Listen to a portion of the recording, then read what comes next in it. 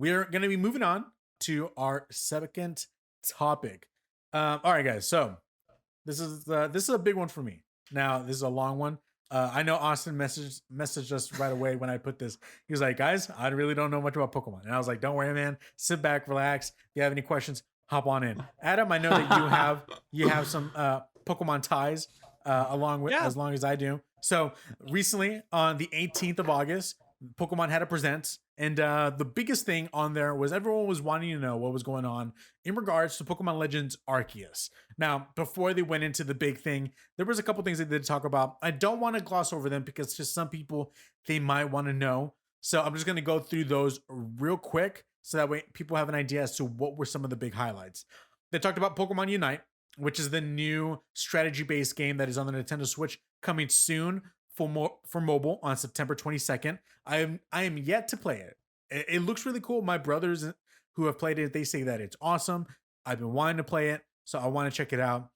They noted that if a pre-registration reaches 2.5 million participants, which is a lot of people, everyone will receive a Pikachu Unite license. And then if pre-registration reaches 5 million, participants will receive a Hollowware Festival style Pikachu, which is just a skin for Pikachu in the game.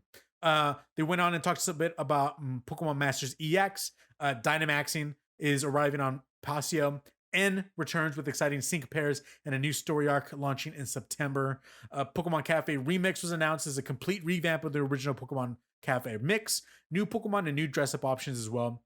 Pokemon Go, which I haven't played in a while. I was all into it when it first came out. I loved it. I always have these moments where I'm like, I want to jump back in and play Pokemon Go. I just haven't dedicated or even jumped in yet.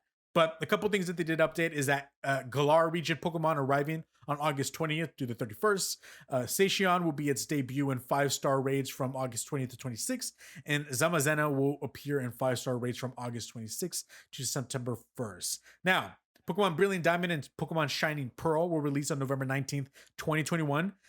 They are also releasing a Nintendo Switch Lite Dialga and Palkia edition on November 5th, 2011, and pre-orders will begin on August 18th. Adam, are you excited for Brilliant Diamond and Shining Pearl? No. All right, moving on. That was Diamond and Pearl was not really my generation. I didn't play that generation. at all. Yeah. Me neither. I was done after Ruby and Sapphire. Yeah, same. One, two, three, and then that was it. Okay, now on to the big thing, which is what this topic is mainly about. Come on, guys. We all know what we're here for. Pokemon Legends Arceus. Shown again. We got to see a bit more details regarding the game. We received an actual release date, January 28th, 2022. Makes me really excited. That's a lot sooner than I thought it was going to be. I know they said Q1. I thought it was going to be like the last part of Q1. I thought it was going to be like March. But January, I'm hype. Let's go. We are in the Hisui region, which is what the region was called before Sinnoh was a thing. Again, this takes place within the 4th generation of Pokemon. So Shining and Pearl and Brilliant Diamond are 4th generation. Pokemon Legends Arceus is kind of like a prequel to that generation before everything was built. On top of that, you will be in the Jubilife village. You will join the Galaxy Expedition team and embark on a survey outings across the Hisui region to complete the first Pokedex. And on top of that, we get some new Pokemon. We're going to get a Hisuian Growlithe. What am I talking about? I'm not a fake fan, guys. Trust me. Hisuian Growlithe. Hisuian Bravery. You can fly on it. You can have Word Deer. You can ride on land. And then Basculegion. And you can ride on water. And the pre-orders will begin on August 18th, 2021. Adam, was there anything in the Pokemon Presents regarding Legends Arceus that got you excited? Listen, I have complicated feelings about Pokemon. I have a lot of nostalgia for it, especially the first gen and the second gen. I played, like I said, first gen, second gen, third gen a lot growing up on Game Boy Advance. And then I fell off and I tried to get on 1 or 2 times since then. I played Pokemon X and Y and then just did not make it very far. I have Pokemon Let's Go Pikachu, which I actually do want to go back and finish because I'm, have an attachment to the Gen 1 Pokemon. And then it's just everything I've seen from Pokemon after that and since then. I'm just like, why is there an ice cream cone Pokemon?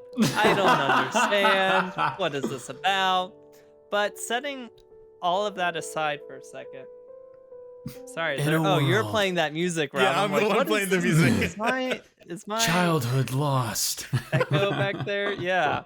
So that being said, Yeah. I think that there are some really cool things in the Arceus trailer that is cool, and I'm glad that they're moving the franchise, if not like the mainline franchise, at least some of the franchises moving towards this direction of being this third person action adventure game, basically, Yeah. where you're creeping around in the grass, you're throwing Pokeballs at Pokemon just live action, and it's in real time, and you're having to actually consider the movements of the Pokemon, what they're doing in real time, and kind of reacting to that.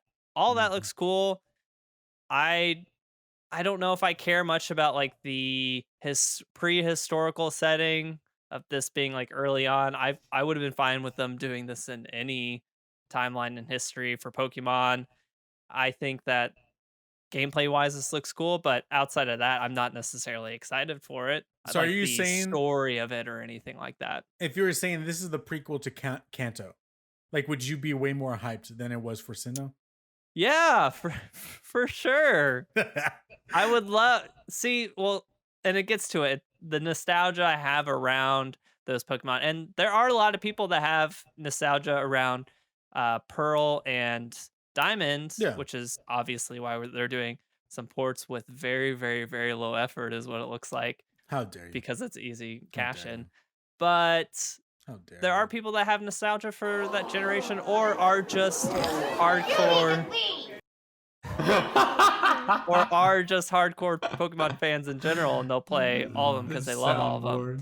But at the same time, I've I have that special place in my heart for the early Pokemon, especially like little Psyduck here. Look at that little Psyduck, Oh man, he's so so cute. cute, Psyduck sucks. So here's my thoughts dude. on. Whoa, Here's that my- is uncalled for. Here's my thoughts on Legends Arceus. Okay, I am really excited for everything that they have in store. The fact that Brilliant Diamond and Shining Pearl are not made by Game Freak; they're completely being made by another company. As you can tell, the art style looks really, really different compared to a lot of them. I'm not against the art style for Brilliant Diamond and Shining Pearl. I actually think it looks pretty cool. But again, that generation is not my generation, so I really don't have a connection to that. The thing though is Legends Arceus, I'm kind of considering this as the red and blue of a new branch of Pokemon games. This is the beginning. They're starting with this open world kind of style video game that I think every single kid dreamed of. Every single kid dreamed of this game. Now, Yes. by looking at it, there are some things about it where I'm like, and again, we don't have all the answers yet. So I could be wrong by the time the game comes out.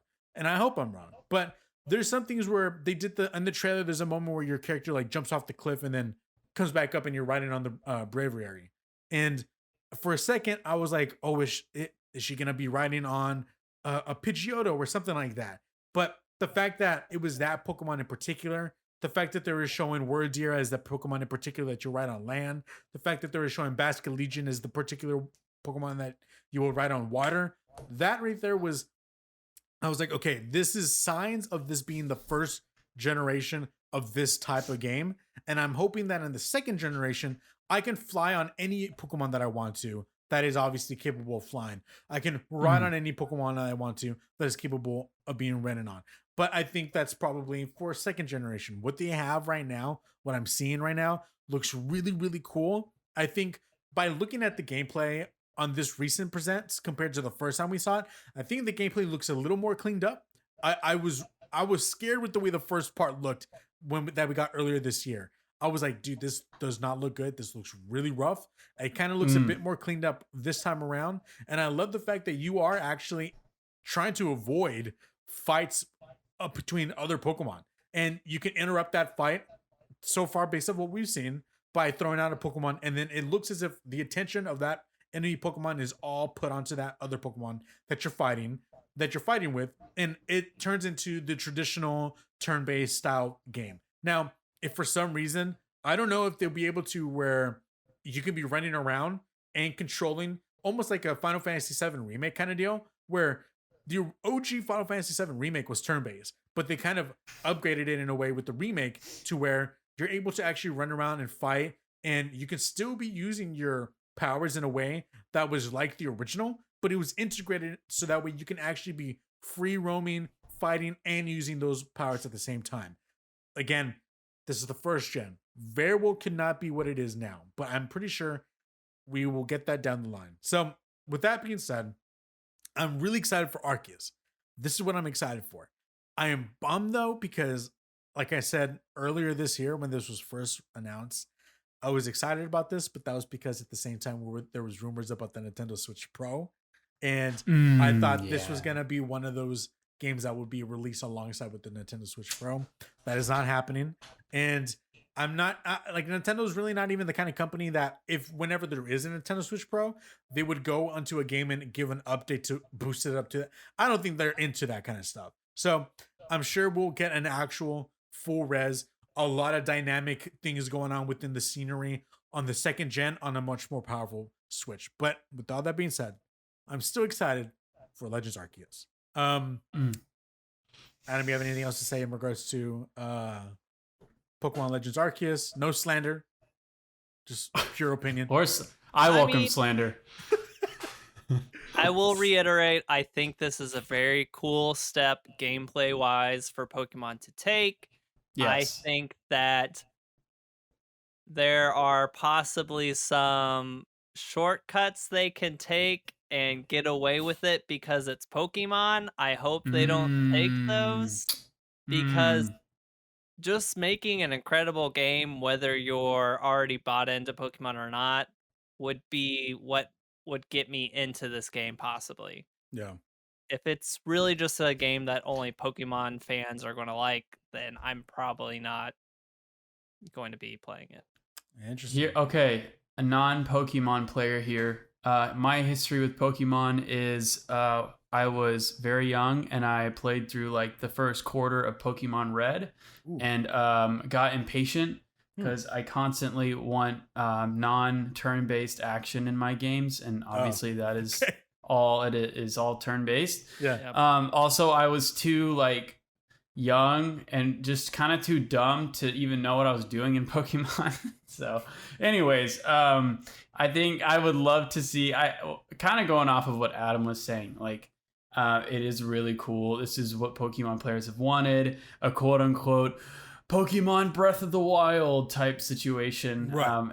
It's really cool to see this coming, but as someone, like, if I want them to really sell this game to me, someone who isn't really gotten into Pokemon, I want to see more than just, roaming around and fighting Pokemon. Like I want there to be tons of other aspects to the game. I want to be able to build a house or build my own gym or whatever. I want the environment to really interact with everything, and to, the player to really interact with the environment. I would love to I want it to be the type of game, if you're going to make a free roaming open world Pokemon game, like, you want players to just hop on and just enjoy being in that environment. Like when I hop into, like, people are still hopping back into Breath of the Wild because it's just a beautiful world.